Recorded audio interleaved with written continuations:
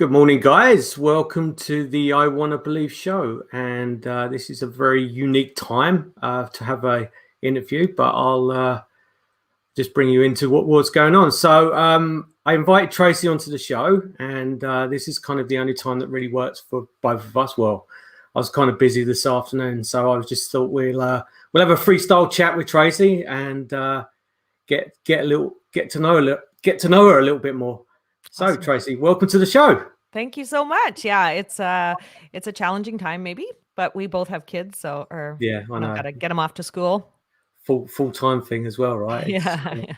Full, and then you got work, and then you've got blah blah blah. Yeah, then you got a drug habit. I mean, no, sorry. We'll say like self-medication habit. Yeah, that kind of thing as well. That takes up a lot of my time. This isn't tea in it, by the way, as well. So, Tracey, can you please tell the audience a little bit about yourself? Sure. So I'm Tracey Bach. What is my background? So I'm a psychic medium. Have been known that for my entire life, but only just recently sort of came out of the spiritual closet. And recently, I'm saying in the last 5 to 10 years. I'm also have a passion about paranormal investigating and have done that. And really just in the last few years, but really enjoy that as well. And sort of I'm a seeker of the truth, maybe not the truth, but the seeker of, I'm a curious person. So I'm also a podcast host and I do some other streams and that's about it. I'm a mom of 4 boys. Wow. Hallelujah. Going straight to heaven, this girl. I know. Look at those muscles, eh? Ready to go. Great. I don't know what's challenging having a girl or a boy. Like they used to say having a girl. Well, I've got a 5 and 7-year-old, as you know, and it's just like I look at my son, and he's more painstaking than what my daughter is. She's 5 at the moment. She's like, "Hey, daddy, no, daddy," but I'm just waiting for that moment where it goes. Yeah. And then like hellfire kicks in, and that's it, kind of thing. All I know is that I wouldn't want to have a daughter like I was. So obviously, karmically, I did something good in a past life. Yeah, I often think that about myself, but fortunately, I moved to another country, so no one can. And both my parents are dead, so no one can really bring up the past of how much of a horrible person I was. You're in the witness protection program. I know. My name's not actually Peter Wren; it's John Smith or something like that. It's gone full circle, kind of thing. That's right. So, psychic. So, how did it all begin? Like, when did you first realize that you had that kind of you had that sense or that ability? Yeah, it's kind of interesting. I grew up in a family that was religious. Not necessarily go to church all the time, but just with sort of small town attitudes and views, and it's sort of a religious background. And so I kind of I can remember like being preschool age and just kind of knowing things, sort of almost knowing what animals were thinking, stuff like that. And never really talked about it. I just thought it was normal. And I would say things to my family and they'd be like, kind of, raised eyebrows. And so when I got to school, I started to realize, like, this is kind of an age-old story for a lot of psychics. People didn't know things like I knew, or they did, and they weren't talking about it. So I learned to close off. So I remember. Was it like visual, or were you hearing things, or was it both? Yes, both. Definitely both. Well, when I was youngest, it was less clairvoyance, which is the clear seeing, and more clairaudience. So I would hear things. So talk about like thinking you're schizophrenic. And it's not always, the sound of my own voice in my head. It would be other people's voices or other sounds. So I did kind of know that. School, I was like, ooh, this isn't cool. I need to fit in. I need to pretend. Also came, with the family background, I would say things sort of prophetic, or would have visions and things would come true. And they were always like, don't tell anybody. Don't tell anybody. So it became a bad thing. And so long story short, I went through my teenage years, which everybody's a shithead in their teenage years. Like, I wasn't about being psychic in any kind of way. That was not something that I was embracing in any kind of way. Got into my 20s and I actually got a little bit sick. Quite significantly sick. I got an autoimmune disease and medication was not working for me. Like traditional medication wasn't working for me. So just started investigating other kind of spiritual or complementary medicines, and thought I was going for a Reiki treatment, and actually it was a Reiki attunement. And so I learned how to do Reiki, and I did Reiki on myself, and that's when it all opened up, and I remembered, and I started getting visions. So I became more clairvoyant, clairaudient, and I am not on medication and in total remission for my autoimmune disease. And then I went, okay, there's something to this shit. I know there's no evidence, but I got to follow through, because if it, makes me feel this good, then maybe it'll make other people. So how was your mental reaction to that? All of a sudden, you've gone from all of those years of being shunned in the corner and pushed under the stairs. Now, all of a sudden, you got to that moment where you mentally acknowledged what your abilities and stuff like that, and it's like, how did you feel about that? Yeah, it was over time. So basically, I was still a bit in the closet, let's say. I just basically tried to find my own little tribe, and here's the thing: is that a lot of people, a lot of psychics and a lot of spiritual people don't. They have their set rules of how they behave and what the universe says, and all these rules, and you can't do this and you have to do that. And it never kind of resonated with me. So I was always afraid to tell people. So it was only just super very close friends, or when I felt comfortable, that I would share these psychic gifts. Took many courses, mentorships. Like I was desperate to learn how to figure out, like, why is this happening to me and what does this all mean? Until I decided, look, you're an adult woman. You don't have to follow anybody's rules. That's kind of my nature anyway. I don't like to follow rules too much. And that's when I started to sort of peek my toe out of the spiritual closet. And I started just inviting people like, hey, I'm a psychic. I've got a message for you if you want it. And then it just grew from there. I happened to meet the right people at the right time. And there we go. Now I have this beautiful, thriving business that I love so much. But yeah, it's something that I've really come to just accept. I can't explain it. I'm just going to accept it. If people are getting value from it, then I'm okay with it. So what's the you mentioned about your business? What do you do? So I do one-on-one readings. So I'll do psychic readings for people. I'm also a little bit of I call it a medical medium. So I can energetically look at the body systems of people, and often come up with sort of foods that they don't like, or blocks, or things that they have to pay attention to. Now I only work in the light, which means to me, I'll never give you bad news. Like, I'll never make you feel scared, uncomfortable, anything like that. You're going to die. I don't want the responsibility. You have no idea how, when I first started, that people would come and say, when's my mother going to die? And I'm like, yeah, it's just not for me. Some people can do that, and I celebrate them and that, but that's not for me. And then I will also teach. So I also teach people to embrace their own intuition. This is kind of like at the baseline, we're animals, and animals have instinct or intuition. It's meant to keep us safe. It's meant to keep us even keeled. And we've learned to sort of block that in a lot of ways. And so I do teach people sort of some tips and tricks and tools to just embrace their own intuition and follow their gut. Yeah. So how do you kind of react in certain environments? Like, for example, if you meet me for the very first time, and do you like zone into people straight away, or do you I don't know, should I be wearing a tinfoil suit? Yeah, that kind of thing? It used to kind of happen like that. But I just feel like, I always say, when I meet you, so I've basically made a deal with, I call them the spiritual light team, or the spiritual allies, that information can't come unless I'm asked, or unless I'm on, basically. So I've learned how to have an on-off switch.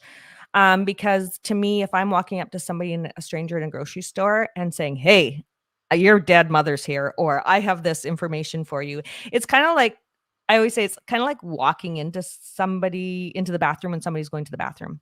It is so intrusive. It is so vulnerable. It is like, I don't want to do that, and they don't want me to do that. So I do have an on-off switch, but on occasion, a message will come through so strongly, and it'll be a repeater. Like, it's like over and over and over and over. And until I deliver it, it just won't stop. But once I've delivered it, then it'll stop and I can go like, okay, now it's yours. It's your energy to deal with. I don't have to deal with it anymore. So there is like an ethical part of it as well. So do you when you encounter some people, do you ever get like the feeling that there's something wrong? Not wrong as in like, health wise or anything like that, but kind of an intuition that someone's bad or anything like that, that you should be kind of stern away from them, kind of thing. Yeah, all the time. And I really rely on that. It's not that they're a bad person, it's that my energy will not resonate. It's not a good fit. So stay away. Like, or Yeah. just be guarded, or just, keep my space. As far as like them being bad people, I don't get Sorry, to it's have probably that the wrong judgment. definition, but Yeah, no, yeah, I don't get to have that judgment. It's just not a good fit for me. But I'll also be like, yeah, my kids aren't going to be your kids' friends. yeah. Yeah, or whatever, because it's just not there's something a little bit off. More often I'll be drawn to people as opposed to repelled. Like I'm like, ooh, I need to know this person. This person is like gonna make me feel good or whatever. We're we're very No, I know self-centered. what you mean. Sorry. Yeah, we're very self-centered beings. So I'm Yeah. like, I want to be around people that make me feel good about myself. Yeah. It's kind of like a beacon. I'm often the same with people that I shouldn't really associate with. But the problem with me, and I've learned in the past, well, I've learned from recently that I shouldn't counteract myself. I shouldn't question my gut feeling on people. And like I've met people before, like very first time, just by the look at them and their body, their energy, and even by a handshake as well. It's just like no, and then all of a sudden my brain goes no, give him a chance and give him a chance and stuff like that. 100% of the time, my gut feeling was perfectly correct at the beginning, and it's just I don't listen to it, and that's been my downfall a lot of That's times. been most people's downfall, because the secondary thing that, oh, give them a chance, that's all just ego. And that's just, Yeah, ego is meant to keep us safe and small and don't make changes. And you're an idiot. And like all, like ego pretty doesn't much. want us. Yeah. And so ego will come in second and be like, give it a chance. Ego is also very evidentiary. So it's like in the past, maybe you didn't give somebody a chance and they turned out to be a good friend. And so ego will bring that up a million times. But yeah, most people, like I would say, you know, above 80% of the people on the planet do exactly that. And I often do that as well. Still to this day, I'm like, yeah, I'll talk myself out of or into a feeling. Yeah, it's been apparent quite a few times over the years that I do Yeah. that. So Well, you're quite in tune as well. I am, and it's like with myself, and this isn't an interview of me or anything like that. It's just over the years I've adapted that ability, like you, to switch things off, and I don't tend to turn things on much. I like it switched off because of reasons. And when I came up with my transplant, my vibrations were all over the place, and it was just like I was seeing things, I was hearing things and shit like that, and it was just like it was just driving me mad. It was only recently I learned how to ground myself again, and it was just so difficult. Like because my body was like, and my brain was everything. It was basically like a washing machine. It just got thrown around, and all of a sudden I'm like. And then I was seeing things, and it was just I at that point, because everything opened up so quickly, I thought that I was one point going mad because the things that I was visually seeing, the things I was hearing as well. But then over time I just brought it down, and I actually prefer it that way because of just because of personal reasons more than anything else. And it's life, right? You gotta be grounded, and you got shit to do. You have laundry to do. You have dinner I to know. make. You gotta keep right. So it's not that it feels really good when you're vibrating high and you're open. But yeah, I feel I had to really make some rules around it too. Like it felt like for 2 years I didn't freaking sleep. Like that was because your consciousness is asleep when you're asleep, and so your you're wide open. And I was getting like woken up like 10 times by various knock knock knock, oh hi, can you just let my mom know that I'm actually okay, I made it to the oh, I mean nothing like that, but it would be like just constant visions, and it's exhausting. And often entities in the energetic realm don't even remember what it's like to be human, and that we are frail, and this physical thing is really how we receive the information, but it does get fatigued and they forget that. Totally. So, like myself over the years, with Vancouver Paranormal Society, I had up-teen amount of psychics, so-called psychics and stuff like that joining our team, and 100% of them fell through the cracks with like mistrust and stuff like that. And it kind of brings, and it, just as an overall conversation, it brings that kind of negativity to what you do. And it's often, it's really tough sometimes to kind of validate what, people, legitimate people like yourself have to, to do what we do, the kind of thing. That's why with VPS, I kind of stuck more to the scientific side, where, we was actually presenting things rather than gut feelings and stuff like that. So how do you deal with that stigma with that brick wall where you you're never going to, a true skeptic is it doesn't matter. And you'll know this in paranormal investigating too. If somebody doesn't believe in paranormal, it doesn't matter what kind of evidence or phenomena or stuff you bring to them, they'll always be like, yeah, no, there's an explanation to it. So I used to get really wigged out about people basically calling me a quack or whatever. And that's just sort of their journey. But when a paranormal investigation, I'll go in and get senses, but it won't be, I don't always think it's paranormal, but I'll say, hey team, bring some equipment. This is what I feel here. I feel energy here. So I feel like that's my role. If they don't get anything, I don't get attached to that. That's not my problem. I'm imperfect vessel of a perfect message. And so I'm going to make mistakes sometimes too. Overall, I just think people that are meant to align with me and who I'm meant to work with will be the ones that come. The other ones, to be honest, I'm 100 years old. I don't give a crap anymore. Like, just go on your way then, right? I'm not here to prove anything to anybody. I think that was a step that was a hard step to take, because we all want to be liked. We all want to be believed. We all want to be validated at a lot of levels, especially something so vulnerable like the jobs we do. But now I'm like, I'm not attached to the outcome in any kind of way. I'm not looking to make people believe anything, to be truthful. Yeah, once you get that I don't give a shit jacket on, life gets a hell of a lot easier as well. It takes a long time to get there, but it does, and it's not so much in what we do in the field and stuff like that. It's it's in life itself. Like, I don't give a shit about a lot of things, and then you're like, wow, my day went really well. Yeah. It's like, well, full circle. Like, I didn't give a shit about my job today. I shouldn't say that on there, but and I didn't get fired. Oops, I think I lost you. Well, you're frozen. Yeah. So that is, I've had so many people come up to me and hear that I'm a psychic and then go, oh, well, read me. It's like a challenge, throwing down the gauntlet. Here, you're back. So I just took over. I just took over.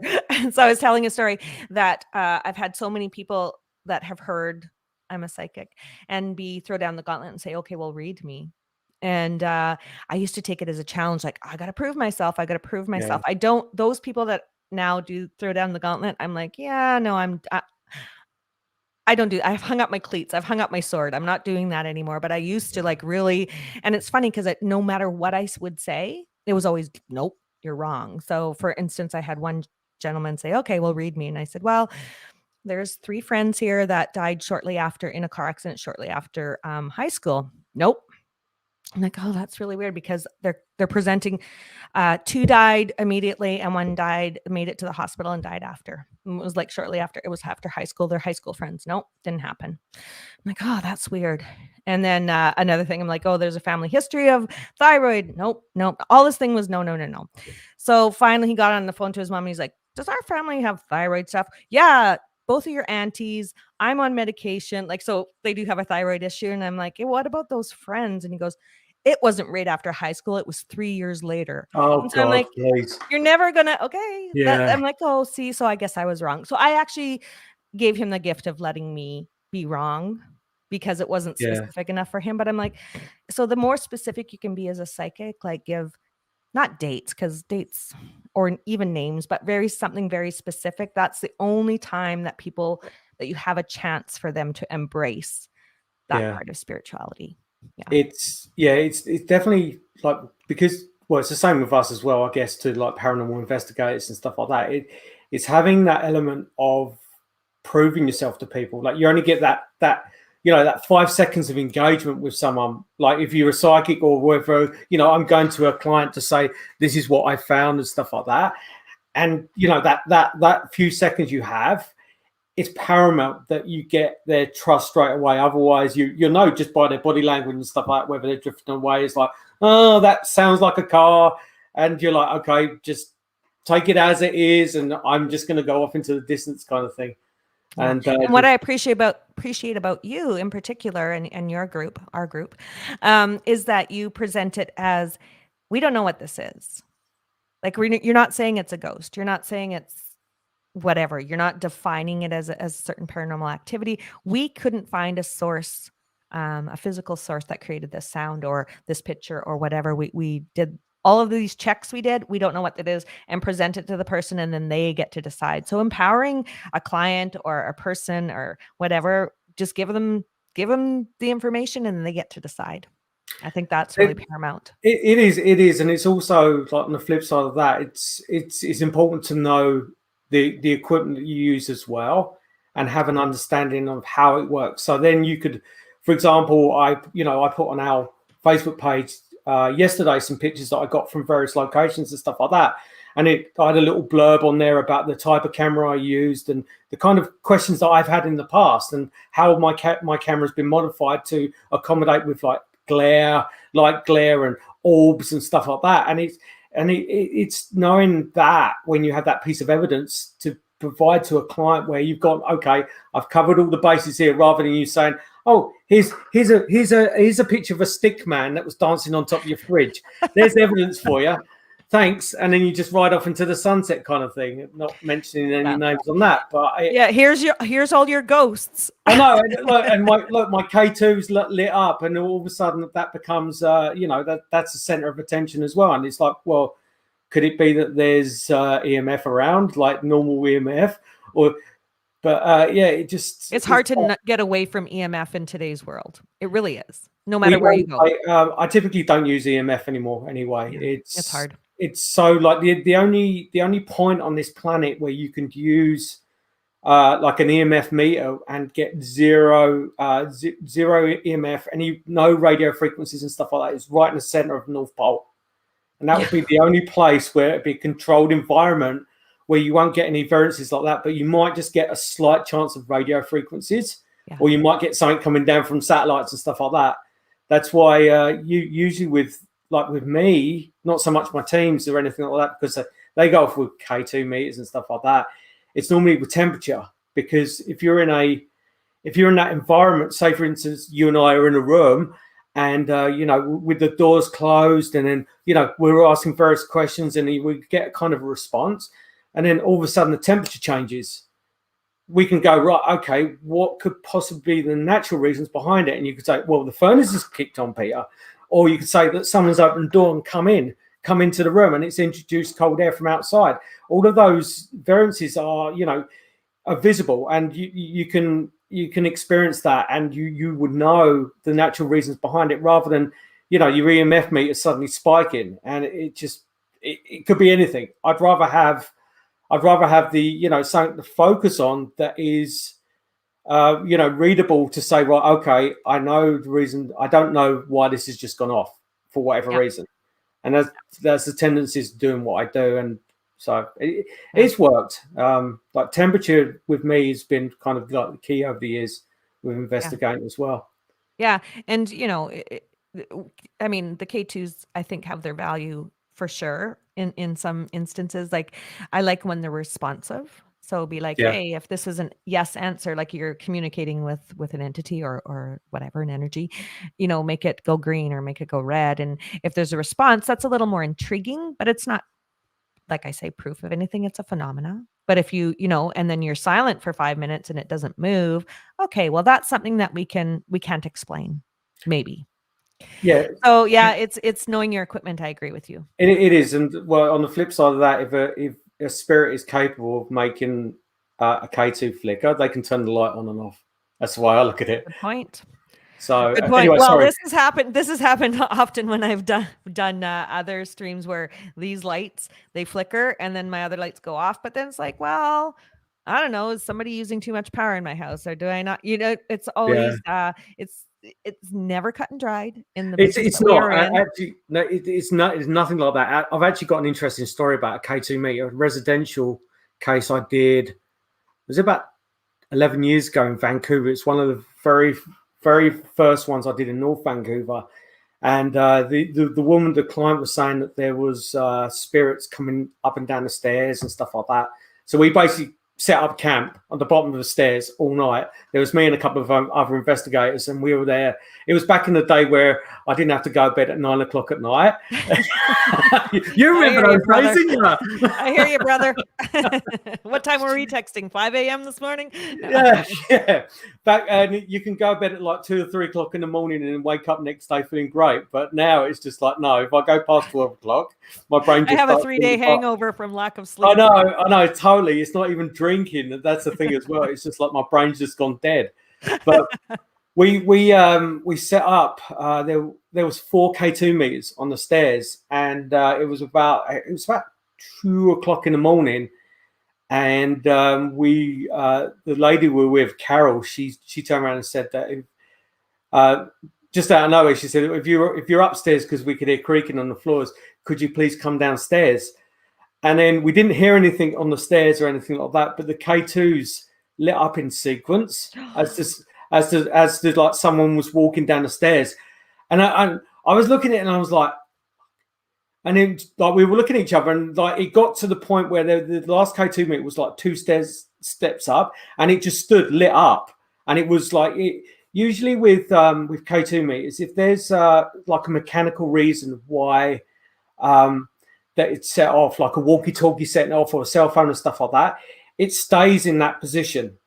Like I don't know if you notice the characteristics of a K2, it stays in that fixed position. But if there's an EMF, trying to think of the word, if there's EMF levels that come through that are fluctuated, which is what they believe is a spirit, this K2 meter was flickering up and down.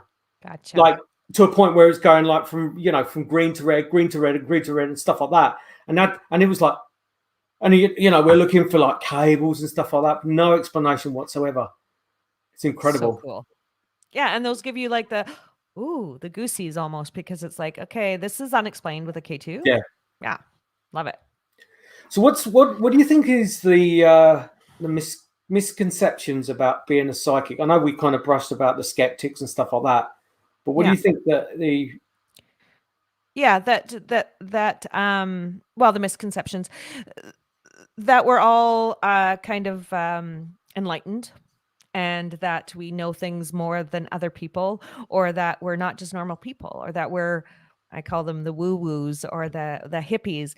I am the least hippie person. Like, I love to go get my nails and feet done, and I like to eat meat, and I like a drink once in a while. So the misconceptions are that we're super enlightened, and that we get to, I'm sometimes like super low vibe. So I think that's part of it.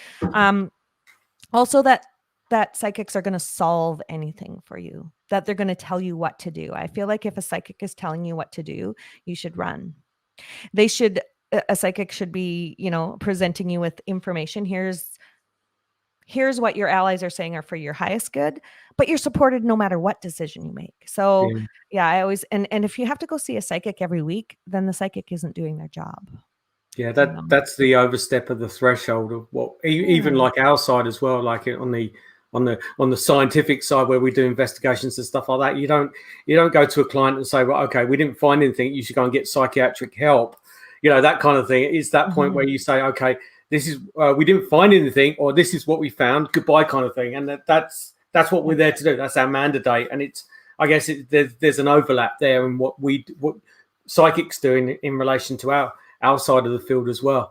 Yeah, for sure. I mean, I never want to turn clients away, but I always say, like, 3 or 4 months at least, because nothing in your life is really, unless something dramatic comes up circumstantially, that you're having some sort of trauma or emergency, like as far as emotionally go, you don't need to call me for 6 months, because I am not here to walk you through because then I'm taking away your right to be human and to make your own decisions and to be autonomous. Yeah.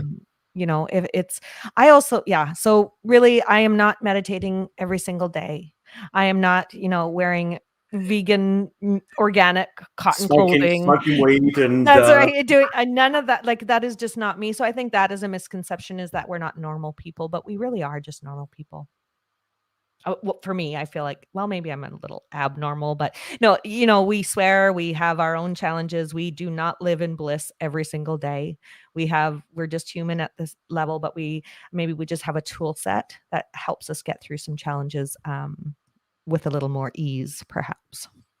It's funny that not so much recently, but over the years I've encountered a lot of mediums and mediums at different levels, and whenever one of the most annoying parts that really got to me, and this is probably where you go into the point where you question their authenticity and stuff like that, is when they turn around and say, "I knew that was going to happen. I was going to say something," and it's just like, seriously? I know. That has happened to me, where I've been like, fuck, excuse my language. Why didn't I say something? Because it did come through, but it is really important to say it before. And so that's an invitation, I think, to all people. And whether you claim to be a psychic, I think we're all intuitive, but if it's coming through really strongly, say it. If you need the validation, I don't think and that can make you seem like such a fucking idiot. Like, oh, I knew that was going to happen. Well, if you knew it was going to happen, why didn't you say something?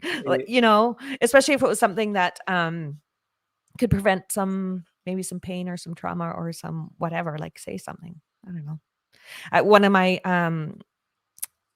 One of the defining moments of my life was I had a dream that the Challenger was going to explode. So I don't remember if you remember. I think it was 1985, 86, something like that. They were taking the first time that they were taking lay people into space. So I think there was a teacher there and some other people. Sorry, sorry. The spaceship, we like that. The rocket Challenger. Yeah. But I had this dream a couple weeks before, and I remember telling my family, and I'm like, I had this terrible dream that it exploded, and they're like, wow, wow, wow. And on the day it happened, so it was whatever, I was driving with my brother, and it came on the radio that the Challenger had exploded. I think it was 1986, 1985. Don't want to date myself, but and that they all had perished. And I, at that moment, went, okay, there's something to this stuff. Like, I know I can, and it could be coincidence, but it wasn't the first time. And this was a significant thing. And so I remember being like, do not want information that I can't change. Like, I don't want to have sort of bad news that I can't influence the outcome of. So I don't have those dreams anymore. But it was kind of a defining moment for me, where it was just so specific. And I was a young person. Like, I wasn't, definitely wasn't an adult yet. Yeah, I had a couple of those over the years, and it was really, like, I think it was about 8 or 9 years old, and I had this reoccurring dream that I think I told you about this before. I had a reoccurring dream that both my mum and dad and my sister were going to die before I was 30, and it just went on. It went on for about a year, and I used to wake up crying as a kid and stuff like that.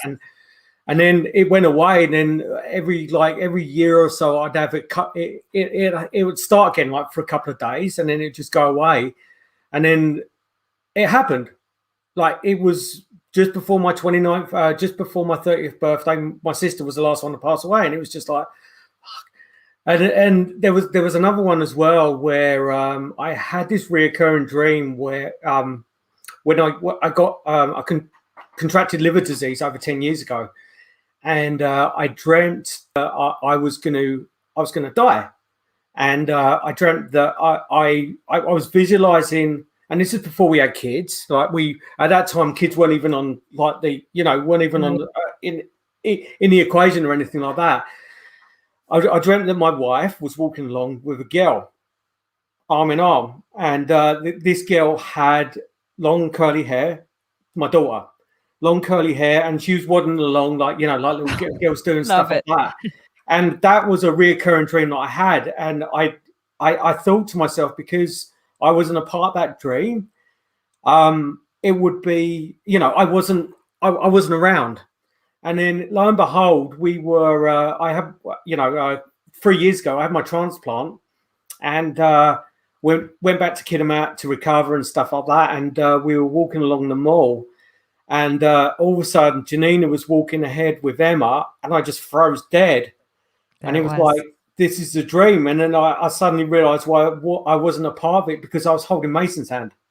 Oh, and awesome. yeah, sorry, I'm starting to fill up now when I'm saying it, but it was just such a powerful moment. And it just really, like, it got to me, like seeing things like that, and having that moment where you try and explain to someone like my wife, where she's she doesn't understand really what you and I are like or anything like that. Well, she does, but she's kind of standoffish. Yeah. And it was very overwhelming just to have that moment where we were walking along in the mall, and I wasn't even thinking about the dream.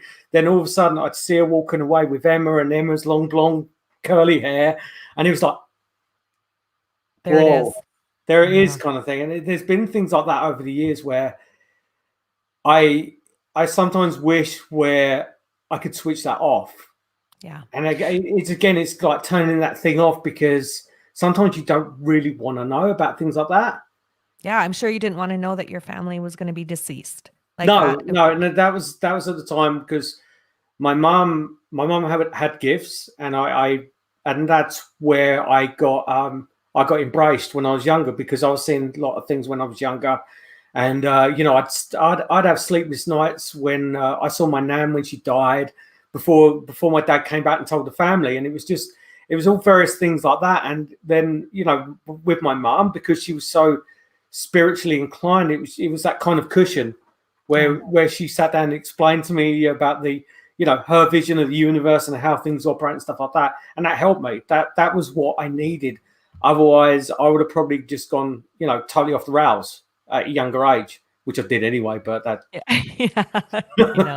I also feel like sometimes, for me, people with often people with challenging childhoods are quite gifted. They can be, because maybe they learn to rely on a different part of their DNA, or a different part of their brain, or a different part of whatever. Or this is, on a deeper level, it could be our spiritual contract is like, okay, yeah, you're going to have so many gifts, but also you're going to have a really shitty time getting there. And I think that's what I've witnessed.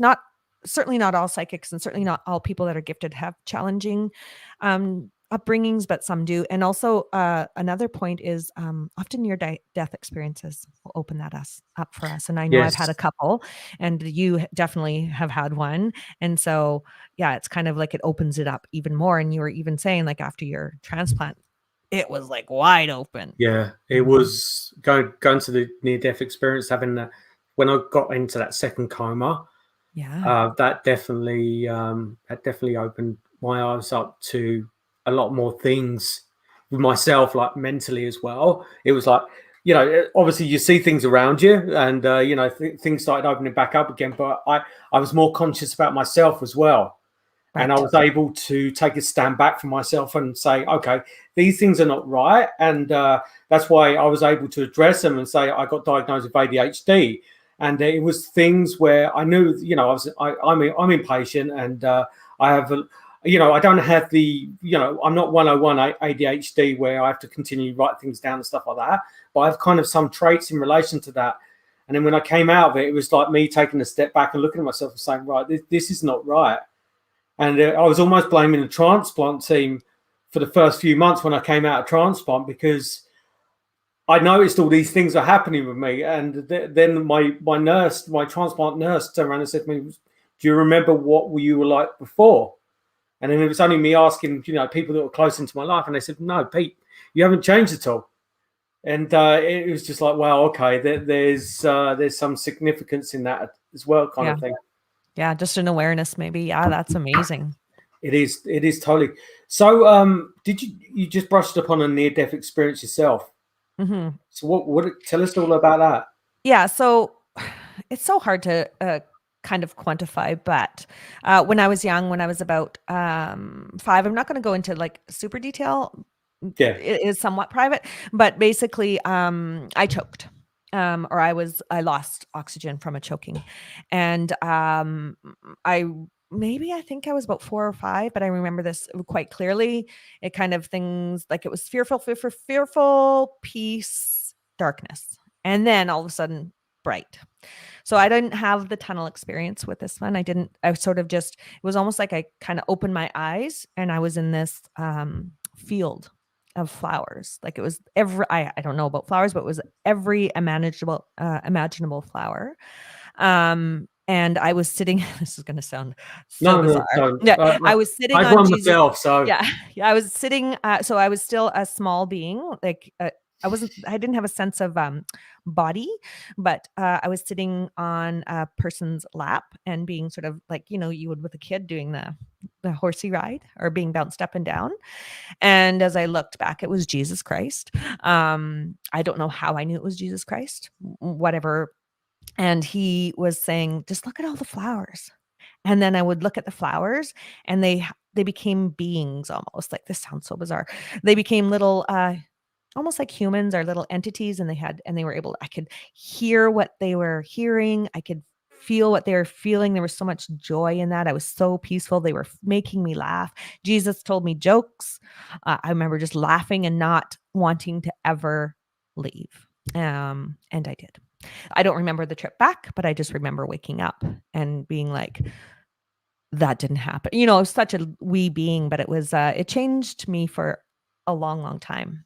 And just since that day, I've never been afraid of death, because how close was I to dying? I don't know, but that was an experience that, like a 4 or 5-year-old, it was so clear and so vivid. And so there was a path through the field of flowers too, that I could see sort of off in the distance, that was almost like magnetically pulling me along that path. But that's why Jesus was holding me. You're not going down that path, kind of. So that's my experience. It's crazy. Yeah. We're actually in September, we're going to be starting a new book, me and Jason, on near-death experiences. Yeah. And we're going to, if you'd like to be a part of it, or, obviously your personal stuff and stuff like that, but we're going to start interviewing a few people in relation to the experiences they had, because there's kind of, like with my experience and with other people I've spoken to, there's a kind of familiarity between each of these stories, where they're in that environment where they're near to someone, and there's that threshold where they see, the light at the end of the tunnel, or whatever. And there's a lot of it just seems that all the stories are parallel to relation to where we're going to be going and where we're going to come back and stuff like that. Like, the whole subject really intrigues me, because it fascinates me, because it's been consistent over millennia.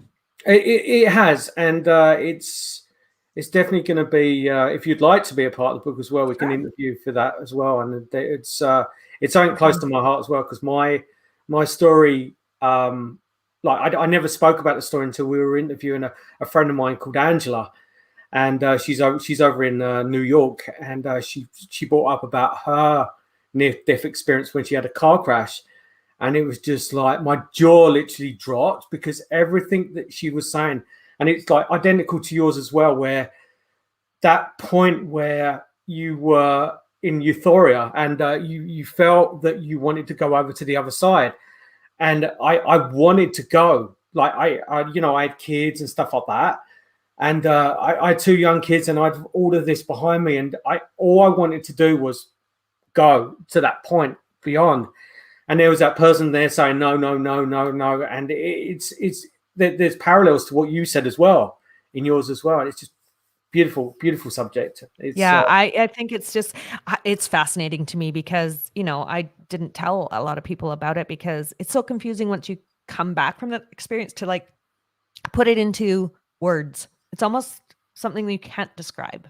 It's not. And for me, and when I was talking to Angela about this, that feeling I had, for me to explain to someone where I was at that point where I wanted to step over, without sounding like I was selfish or anything like that, it's really, really hard to put it into context with, like, someone that's never had it before. And I'm not saying, we're the elite and stuff like that. That's not that. It's just that point where you think, okay, like everything's going to be okay, and I just want to go forward, and I'm going to be with my family, I'm going to be with all my friends again and stuff like that.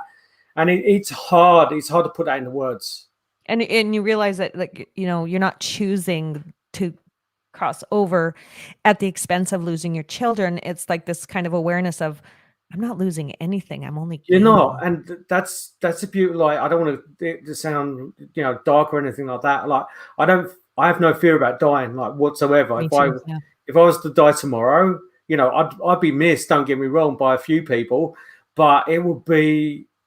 I'm not, I have, what I've come to this planet to do, and I have kids and stuff like that. Fair enough.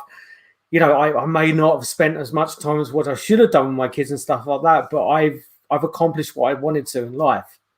Yeah. And that's the way I feel. And just stepping over that wouldn't be, I wouldn't want to come back, put it that way. I know, it's so bizarre. And just know that, yeah, for me, I've had another choking incident a few years ago where I choked on a piece of steak in a restaurant. And I remember fighting it. My husband was trying to do the Heimlich, couldn't, he inexperienced or whatever. Yeah. And I remember going, oh my, like, they talk about the flashing of your life going, it did. And I thought the last thing was like my kids. I'm like, oh my God, the kids get, and then I just went, peace, the kids will be fine.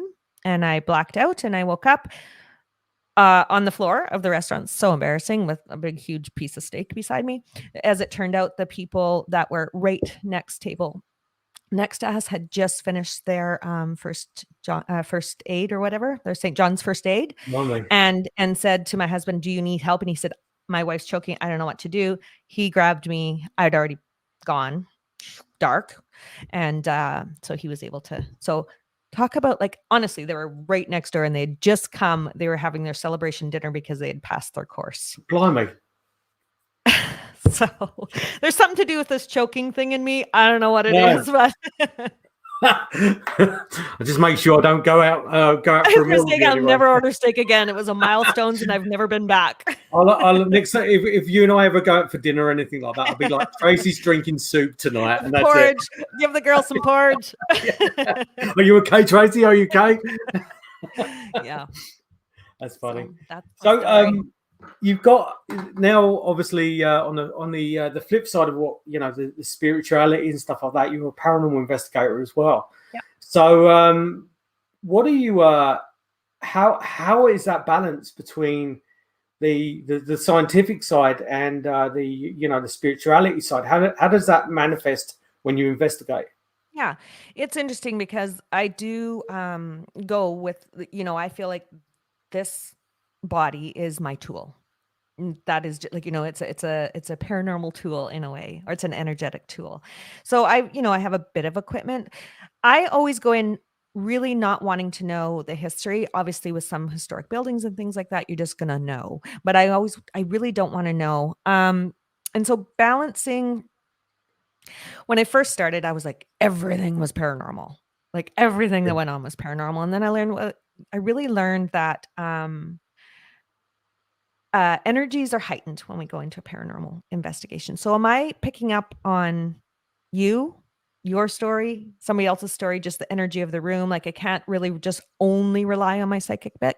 So I've learned to really question even my own senses and intuition when I go into paranormal. And so I always want to back it up with some sort of phenomena, with a scientific device or some sort of electronic device or some sort of something, because otherwise it just means shit. I could go and tell you a million different things that I perceived. I don't know what energy you're bringing in if I'm investigating with you. I don't know what the client's bringing in. I don't know, a lot of things. So it can get very confusing for a psychic. So so now I do actually use both. And I feel like I use both in a balanced world. I can't go to a client and be like, okay, you have 7 ghosts or 7 entities. I have no evidence I don't like the word evidence. Anybody that knows me knows I don't like the word evidence in any kind of way, but phenomena that can't be explained. Right. So, I feel like I've come to a balance, and I actually probably discredit more than I buy in anymore. Because most things are explainable. Let's be honest. It is, and I found over the years as well. Like, don't get me wrong, I didn't start off investigating as a total believer of everything going, bang in a night, crash, that's a ghost, that kind of thing. But sometimes you're in an investigation, and then all of that starts happening all at once, and it's really, really hard to kind of take that step back once all of those series events happens. Like, for example, we was at the O'Keefe Ranch at the weekend, and don't get me wrong, we've gone out to numerous investigations, nothing's happened, and then we went to one room that opened up, very first time that this room's ever opened up, and then we had we had five. Well, it wasn't. We had 2 EVPs, and we actually had 3 voices that we could all hear without voice recording. Disembodied. Oh, cool. Yeah. So at that stage where when that happens, it's like sometimes you just want to stay there and go, okay, what's going to happen next? But then you've got to say, okay, I need to take a step back, because I'm going to associate everything now with a response to what we've heard. So that's the most difficult part when you're an investigator, is having that ability just to take the step back and say, okay, now I need to go in there with fresh eyes and fresh ears to evaluate exactly what was happening before, to see whether there's any relapse to it, or if there's any kind of response to further questioning and stuff like that. And that's the most difficult part. And a lot of people over the years, and I've been on the BC trail for 12, 13 years, and I know a lot of investigators that are that operate up and down BC, and they don't have that ability. They don't. And I'll probably get hate mail after this what else is new? But yeah, I know everyone hates me, I don't care, but it's that skepticism where they define themselves as investigators, but they're not. They're actual they're defined as thrill seekers more than anything else, because they just want to they just want to go out and get more thrills, because they believe that creak and that bang of that expansion and contraction of the house is a ghost, and they want to believe that. So it's fine, but it's that line in the sand more than anything else. It's hard. It's hard when you're approaching an investigation. We all want to get some sort of phenomena. We really, really do. I really had to train myself, and not that I thought everything was paranormal in the beginning, but I would get very like that. You get into the groove. That's it. Yeah, and you get really high, and then also the energy of the room gets high, and then you're kind of buying in. And I also believe in the ability of people to manifest certain things, right? Yeah, no, it's kind of like I want a Tesla. Now I'm seeing 100 Teslas on the road. But so yeah, I really feel like it's really, really important to just, like you say, take a breath. It's like you get up here, and then it's like, okay, stop. So I always go into every investigation going, this is going to be boring shit. Hopefully we get something later on an EVP. So for me, EVPs are that's the gold standard for me. But even with EVPs, it's like, okay, please don't tell me what you heard on this tape, because now I'm going to hear it. Yeah. So there's, that's the thing as well. And it's I'll give an example on Saturday when we were out at O'Keefe Ranch. I do real time. So I have the headphones on, and I have my Zoom, and every time I hear something that I feel is, pardon me, every time I hear something that I think is kind of maybe requires further investigation. Sorry, there's a tag button. So when I go outside, or when we've done an EVP session, I go through it, and straight after, just to see whether what we've heard correlates to anything that on the voice recorder. And it's that point where I find something and I relate to the person. It's like, what do you hear? And they're like, I can't hear anything. You're like, clearly said Roy. Yeah.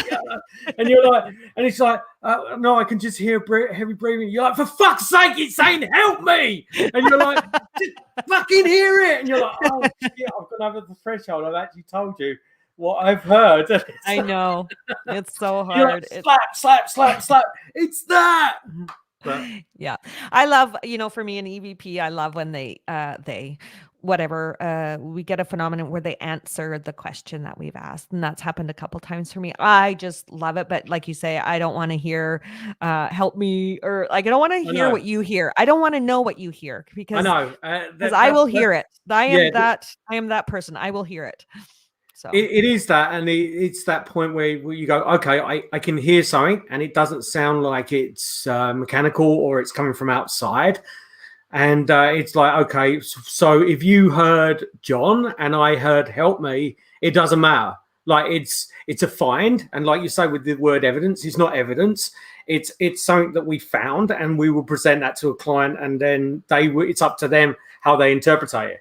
We don't say to them like they do on Ghost Hunters, where they say, okay, this is saying Uncle Fred, and it's like, no, I don't, and they're like, yeah, and then they use like software and equipment to enhance it. I don't use that. If I can't hear that EVP coming through on that voice recorder, or if I can't hear it clear and it doesn't make any sense to me, I'm not going to put it through software, because I'm not going to tamper with anything. So because if I start tampering with things, it's going to say, well, okay, what else are you doing with these things as well? And it's the same with pictures as well, like photos. It's the same thing with that as well. I would, if I got something that's kind of under interpretation, I don't crop it and highlight, put a little big circle around the outside and say, there it is. Like, of course it's paranormal now. That bush definitely has eyes and a tongue.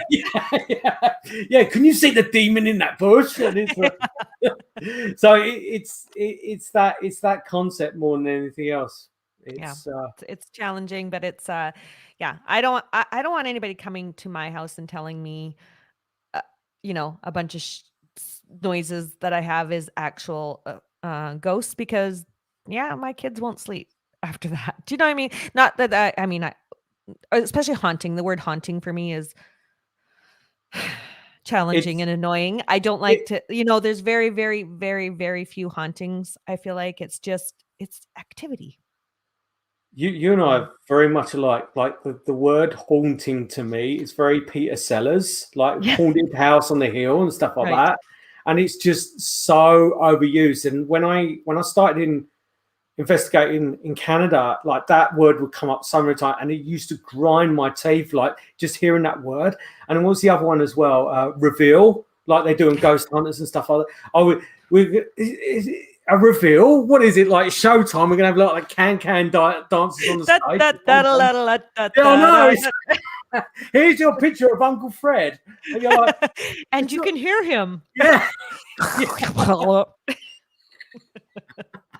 I know. Wait, this is not about a bash about anybody's presentation of what they consider phenomena or evidence, but it's just, this is what resonates with me and you, obviously. But it's them. It's not so much what they're trying to achieve, it's the fact that they're regurgitating words that come from a TV show. They're not looking at the actual concept of what investigators do. And it's oh god, what's the other word that really gets on my tits? It's the what's that? Just going. I don't. Yeah, there's a bunch of what do we call them? Word of the day, or like trigger words or whatever. Yeah. Oh, damn! What's the name of that word? It was. Oh no, it's not skeptic. I can't remember what the word is now. It's probably going to come to me like later on this afternoon. But text it to me.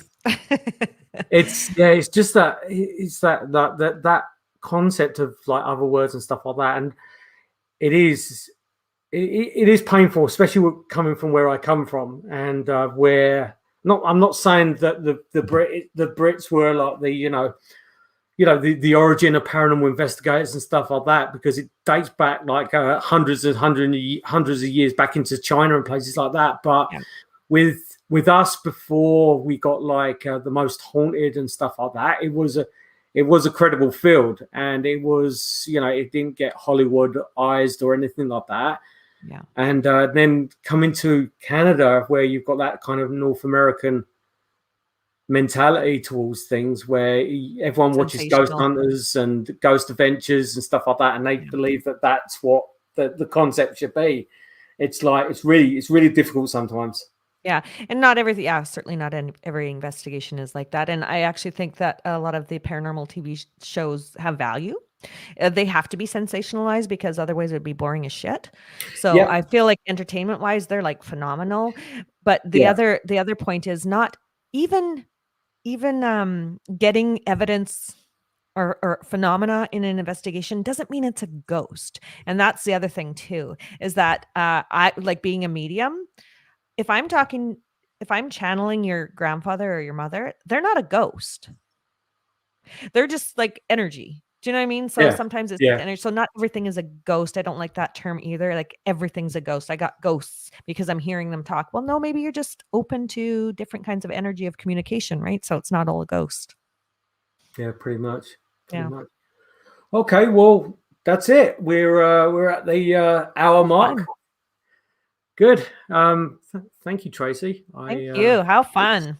I know it's not. It's been good. Okay. Well, thanks, guys. Please tune in on Friday, where this week's special guest will be John Moore from the can't remember what team he's on. He's from Ontario anyway. He's going to be on Friday. He's a seasoned paranormal investigator, a very good friend of mine as well. Thanks, guys.